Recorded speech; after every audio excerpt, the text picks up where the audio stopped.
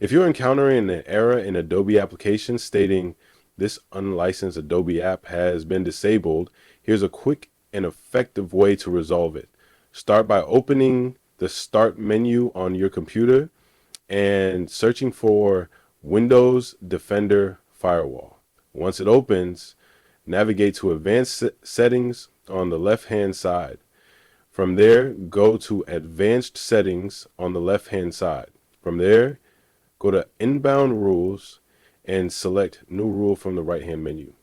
In the New Rule wizard, choose Program, then browse to locate the Adobe application causing the issue. Typically, this will be found in the C drive on the program files in the Adobe folder.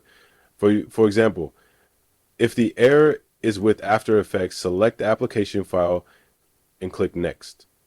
Choose to block the connection, press Next, and assign a name such as Adobe, then finish the setup.